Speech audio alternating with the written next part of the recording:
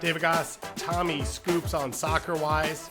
We are talking Philadelphia Union. Doop, doop, doop, doop, doop, doop, doop. Will we be hearing that song this year, Tom? Do you believe in the Philly turnaround under Bradley Carnell?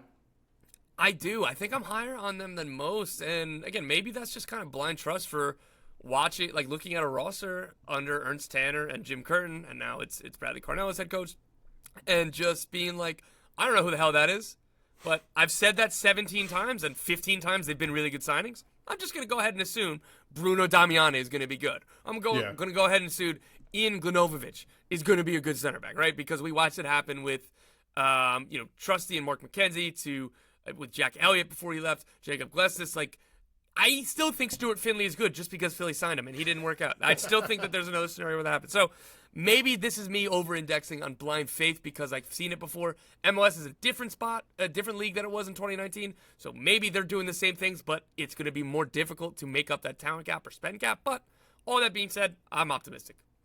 It's hard for me, and we're going to have our conversation with Chuck Booth coming up in a moment from the Views from the Bridge podcast. Obviously, Philly locals. I think Chuck said he's covered the team for a decade. This is going to be the first year without Jim Curtin. It's hard to put into context, I think, for me, because MLS is a younger league, even though it's hitting its 30th season, what moving on from a coach like that is. We have seen coaches with long pedigrees choose to leave themselves, sort of mutual leavings. Jim feels a little bit different, and I think, Tom, I'm still waiting to see like what the impact will be on the club and on the fan base. Yeah, I think we've seen the impact on the fan base. They are pissed. And I will say I have some Philadelphia Union fans in my life who, after I reported the Jack McGlynn news, got a lot of angry texts about, like, screw this team. Why bother? Like, are they purposefully trying to do whatever they can to piss me off, specifically, was what a text I got from a friend. And so that's the vibe right now. It's tenuous. If they win games, I think things will be all right. But there's not much of a leash. There's not going to be a ton of goodwill to this front office. Front office is betting on themselves. Ernst Tanner is, hey, we want to get back to, the top fives for all of the pressing metrics, for all this. I believe in this game model. I believe in our ability to sign players that are undervalued from others that fit better with us. That's the bet they're making. If they win games, I think the fans will come back. The fans will be on the side again. But if they start slow, ooh boy, this is going to be one to watch. Yeah, it is going to be fascinating to watch. We don't know where it'll fall yet, but for more on it, let's go to our segment here with Chuck. We continue on with our season previews here at SoccerWise, talking about every MLS team. And for a lot of the teams we talk about, you talk about MLS, but it's sports markets, like big-time sports markets. Philadelphia is not one of those. It's not a city that's built around their sports teams right now. There's not a ton of excitement around it. So that's where we're going to go. Chuck Booth with us from A View from the Bridge. They've been covering the Union as long as anyone. Chuck, it's a down time right now in Philly, right? Well, depends on who you're asking, because it's a pretty up time for most of Philly. It's a very down time for soccer in Philly, though. I believe, did you fight through the parade? Was that today? Yeah, luckily, like, I live around the corner from the parade, so I just kind of walked on the parade route, and then when I finally had to use the bathroom and wouldn't have been able to get back to the parade, I went home. You got to celebrate at the highest of highs, Go Birds, the championship on one side. Now we're going to move to the Philadelphia Union and talk about soccer in Philadelphia. Let's get into it. We have, of course, our Doyleisms that we will listen to and then bounce off the back of. We got our line set by Andrew Wiebe. I think they both echo what I'm feeling, which is confusion a little bit around this club. We normally start with our transfers and we go through what the offseason's been and how the roster's changed and all of that, but we can't because Jim Curtin is such a central figure in the history of the Philadelphia Union, the sport in Philadelphia, and the league in Major League Soccer. And he was let go and is no longer a part of the club as Bradley Carnell was brought in his replacement. Before we talk about what it means in the news and all of that, what is Jim Curtin? What has been the reaction in the fan base? What is he going to mean for years on for this club? Well, I mean, Jim Curtin basically deserves a statue outside of Subaru Park or whatever eventually the name of that stadium will be, just since you can't get tied to a name of a stadium anymore.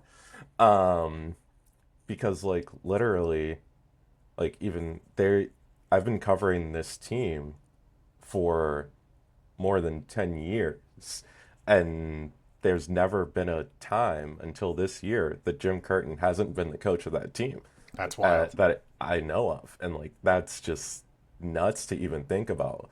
Like that kind of longevity in coaching just doesn't happen anymore. And like it's it's still something where no one can really even believe the fact that he's been fired. And I think like it's not only just the fact that he got fired, it's more the nature in how Ernst Tanner carried about letting go such a figure in this team that's really rubbed people the wrong way, but Ernst Tanner, being Ernst Tanner, doesn't particularly care. It is the superpower of people from that portion of the world to sort of ignore a bunch of social cues and power right through. It is absolutely incredible that you say that about Jim Curtin, because when he started, it was the yearly Jim Curtin watch, right? He kept getting signed to 1 year contracts and 1 year contracts and 1 year contracts. And the debate every year was, did the team do enough for him to hang on? Is the team doing enough for anyone else to take this job and take it any higher? He was a Philly native, a Villanova grad, came up through the academy as a coach. And when then it all sort of went right for him, Jim Curtin has put together one of the, I think, most successful runs in MLS history. Are the trophies all there? No. But year after year, to put up the points numbers that they did, to contend, to be a MLS Cup contender and a US Open Cup contender every single year, is one of the best 7-8 year stretches in MLS history. And I think that's what he'll be remembered for when it's all said and done. Absolutely. Like there's no way that he's not gonna. I mean, he it's a short history, but he is the best coach in Union history ever. And even without trophies, like arguably one of the best coaches that MLS has seen in general. Yeah. Yeah. Some people like to say didn't win the big game. I think that's a little harsh. I also think I'd rather be in big games and not win them to not be there at all. Also, arguably, the Union haven't had a big game player. So that's another thing just that has to be taken into account, is that their record transfer up until now is $3.1 million. And plenty of teams will spend that 3 times over Yep. on their designated players, or spend more than 5 times that on one. We did our Austin FC preview. I think it was $33 million spent on the front line for Austin FC just for this season. And that doesn't include the fact that Cincinnati spent $20 million on their center forward, and then Atlanta spent $26 million on their center forward. So yeah, there has been a little bit of a gap. I think one of the ways to say it is on paper, they were technically not favorites in really any of the finals except the Houston Dynamo US Open Cup, even though that one was on the road. That's one I think he would have wished that he could have back. Yeah, that one was brutal. I'm glad we could get no way around it. I'm glad we could get there so quickly and be on the same page. Let's dig into, well, let's talk Bradley Carnell first before we go into the transfer. So he's the replacement. Former Red Bull assistant coach, ended up being the interim at the New York Red Bulls. His background is he's South African, played in Germany for a while, got into the Red Bull family of things through that, came to the U.S. to work as that assistant at New York Red Bulls, was the interim manager, and then got hired almost 8 months before the season started as the first ever head coach for St. Louis City SC under Lutz Pfannenstiel, another, sporting director with a German background. Ended up finishing the best expansion season ever. Finished first place in the Western Conference. A wonky year, 56 points, which would not get you anywhere close to a first place most years, but it did that year. And then was fired midway through his second season, which was 2024, and eventually ends up getting the job as the head coach. What's been the reaction to him, and sort of what do you make of him being the one to take over for Jim Curtin? Well, that's kind of the problem, is like, I feel like the reaction to Carnell, if he wasn't taking over for Jim Curtin, would be I mean, this is fine. Yeah. He's done well in MLS. We're clearly adopting the Red Bull system, and he has plenty of experience in that. It seems like for what Ernst Tanner wants this team to do, he is an appropriate fit for it. Whereas, like, with Jim Curtin coaching it, it was just kind of what Jim Curtin wanted to do while slightly appeasing Ernst Tanner as much as he could.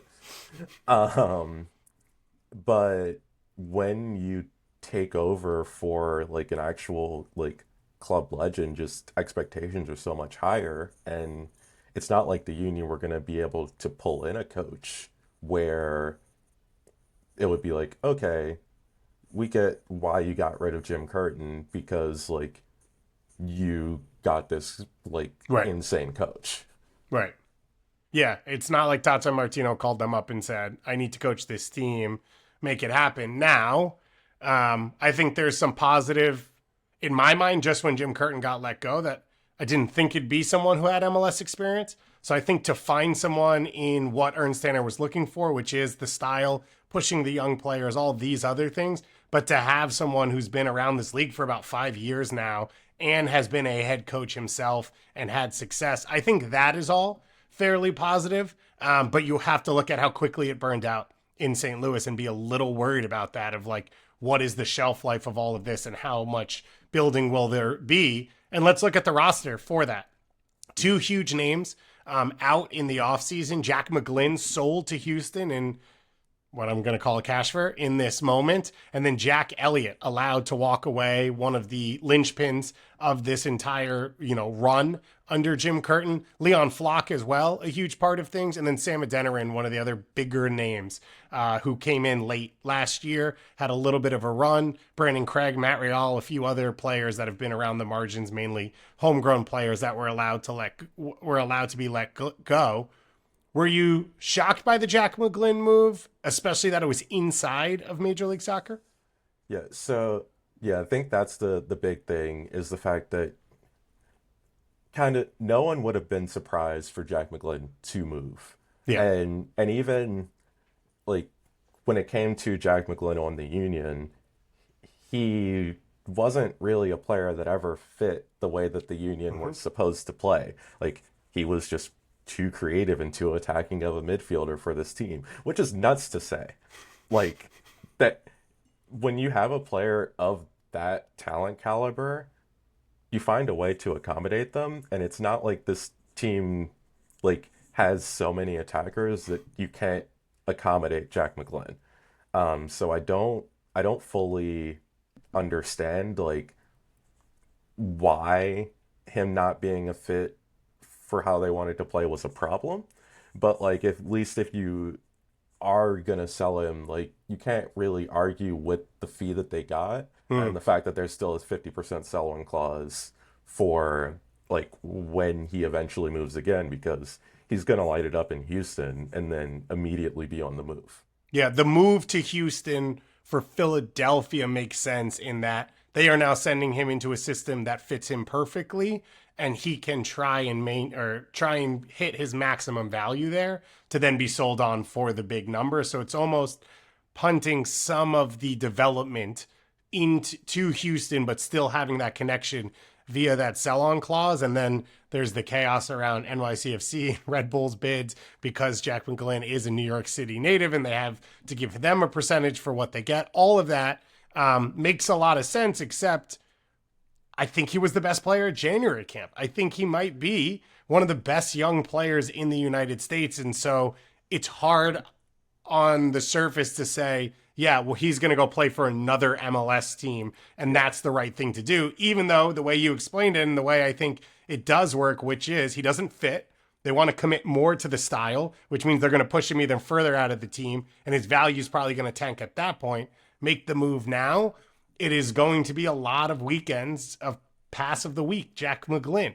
Jack McGlynn having a great weekend. Houston Dynamo led by Jack McGlynn, and I think that's going to be a little hard to swallow, along with, I think, Jack Elliott and what he's going to be able to do with the Chicago Fire. But there were replacements brought in, and there were replacements brought in at a level of spending that maybe we haven't always seen for the Philadelphia Union. Jovan Lukic brought in a center mid from Spartak Subotica as another central midfield option. Ian Glavinovic brought on as a center back, a young center back from Newell's Old Boy. And then the big one that we think is about to happen, which would be a transferred record for Bruno Damiani, a 22-year-old Uruguayan center forward, over $3 million on the books at Nacional, spent last year in Uruguay with Boston River, where he scored 12 goals in 28 appearances. I saw the clip, I believe Jose Nunez put out there, of his agent on a radio show earlier today talking about how this sort of came about and the connection and all of it. But does this excite you? I'm using the word historic, but also it has to be brought into context again with the Philadelphia Union. Did these moves signal a big change? Um, I mean, I wouldn't, yeah, like yes and no, because it's one of those things where it's good that the Union are spending money because they have had the money to spend forever. Because even after selling Brendan Aronson and Mark McKenzie, it's not like that was reinvested directly into the team, and then they got more money from them moving again. Um, so it is good to see it reinvested.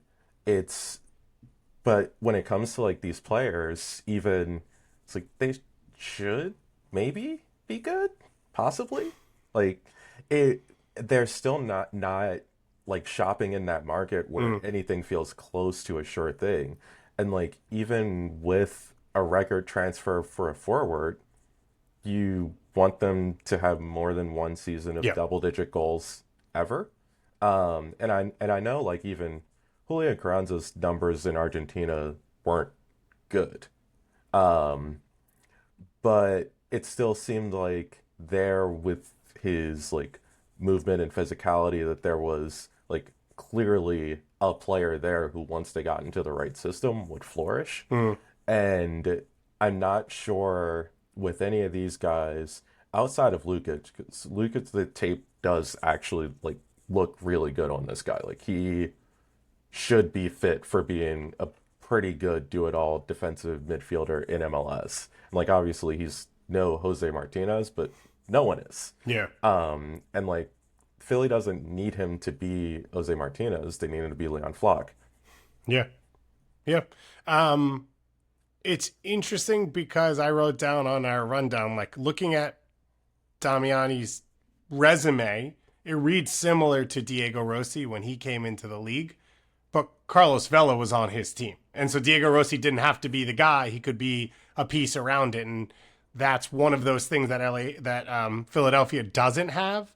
Now the conversation around him is he's a very complete center forward. Apparently the Revs were in the conversation as well. Probably wanted him on loan instead. In that move they ended up making for Ganago, which didn't end up happening because the number is pretty high and Philadelphia has been pretty committed. Ty Baribo had a good start or had a good run last year, so there's some options in there, but it is hard for these young players to have a lot on their shoulders right when they join the team. And as you said, the sure thing conversation, normally that starts to cost more and more money. And what we've seen in Major League Soccer is Thiago Almada is a sure thing, but it costs $18 million. Yeah. And outside of that, you're taking a risk to put a lot on the shoulders of a young player.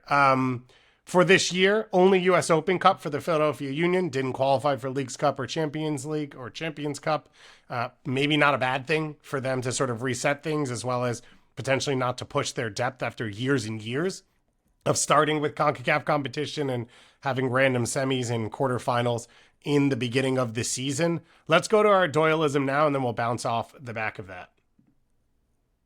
What we're seeing in Philly is an all-time bet on yourself moment from CSO Ernst Tanner, who fired Jim Curtin, who is one of the most respected coaches in the league and one of the most successful coaches in the league over the past 10 years. Just fired him out of nowhere this winter, with the reason being that Curtin and Tanner didn't really align 100% anymore in terms of the game model. And that's the big change. The game model is going to go back to energy drink soccer, just like full on balls to the wall pressing, with very little room for anything that we would recognize as soccer. Curtin, or Tanner rather, said there wasn't enough running from the Philadelphia Union team last year, which is insane to me. It's like the first time in my life that I've heard anyone say about MLS, any MLS team, there's not enough running. So that gives you an idea what it's going to be. It's going to be a lot of young players, a lot of guys brought in on a budget, a lot of pressing, a lot of running. Expect Daniel Gazdag, Ty Baribo to be a big part of it. I'm not sure who's going to win the starting number 6 job, though Danley Jean-Jacques is a good bet. And there's question marks in central defense as well. But we know how they're going to play. New coach Bradley Carnell was brought in because he's a Red Bull guy as well. There's not going to be much nuance to it. There's not going to be much subtlety to it. It's going to be balls to the wall pressing out of that 4-4-2 diamond 100% of the time. And look, I'm looking forward to seeing how it plays out. Man, it feels like Doyle maybe is about to be hitting walls as he talks about that.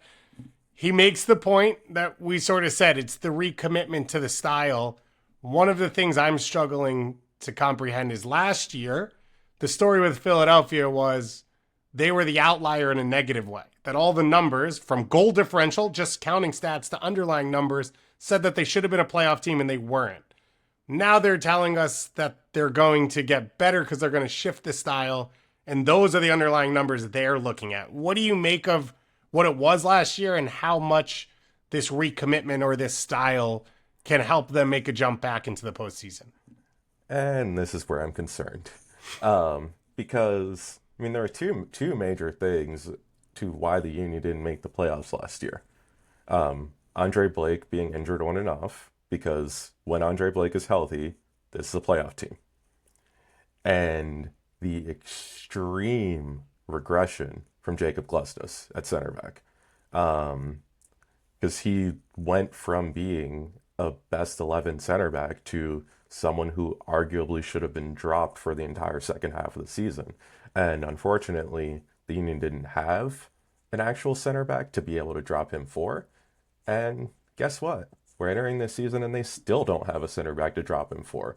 Like, there's good signs coming from players like Neil Pierre coming up from U2. And I guess the hope is, like, these guys are going to take a step forward and actually make this a playoff team.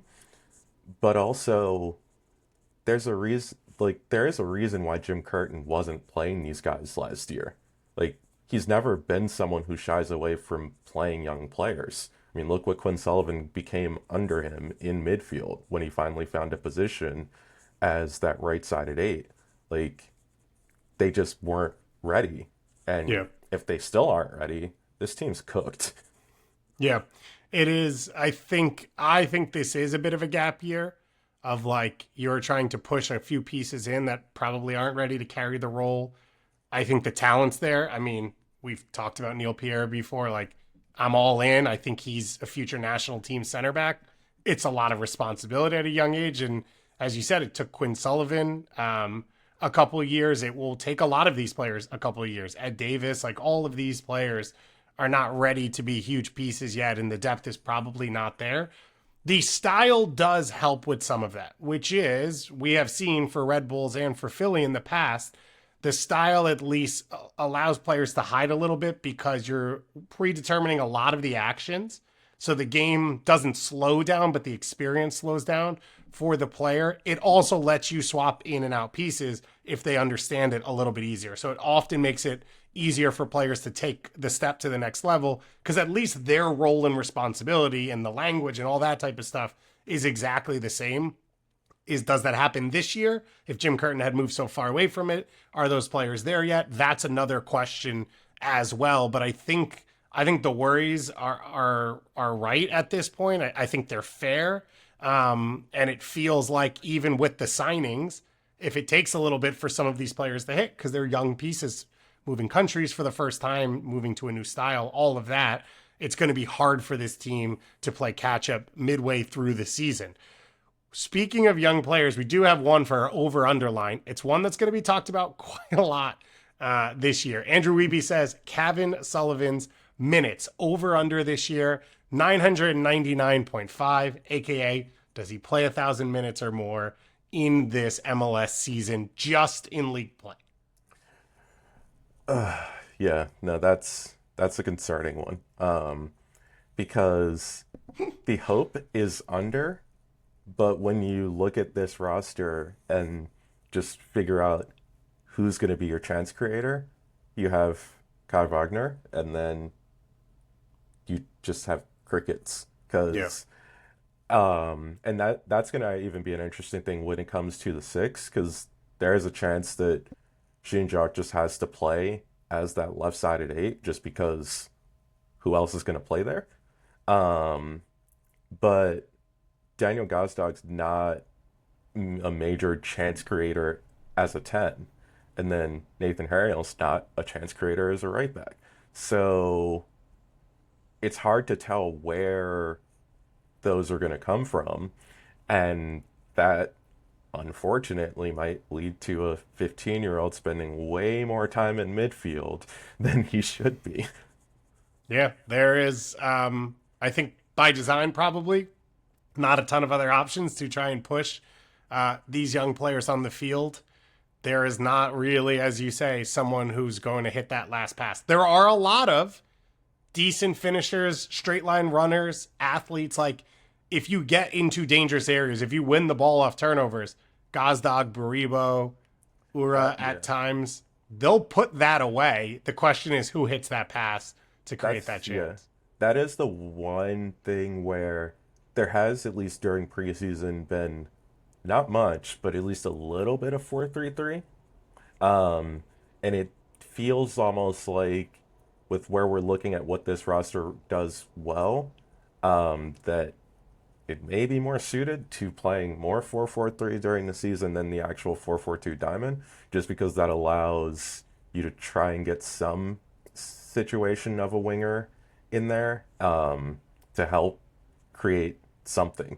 Yep. And then at least putting two defensive midfielders behind Gazdag allows just more when he goes off and goes roaming as well. Because while he can run, he's still not really a pressing 10. Yeah. Yeah. He is a second forward. He's a finisher. He's had big numbers in that position. For Kevin Sullivan, 1,000 minutes would mean, I'm looking at last year, and obviously it was a weird year, but Carranza and Martinez both played 1,000 minutes before they got sold on 13 and 11 starts. Obviously, this would be mainly off the bench and spread out over the course of the year, but like Olivio Mbaizo basically had 1,100 minutes last year. So it would be a huge jump for a player who only played 8 minutes in Major League Soccer in their career. He's a young player, but the excitement is he is probably the best prospect we've seen in the United States since Gio Reyna. He has grown a ton physically. He is clean with both feet. He's a dangerous player. He creates for his teammates as well as the ability to create chances for himself. I mean, you see it. He's ripping shots from 35 yards away any chance he gets.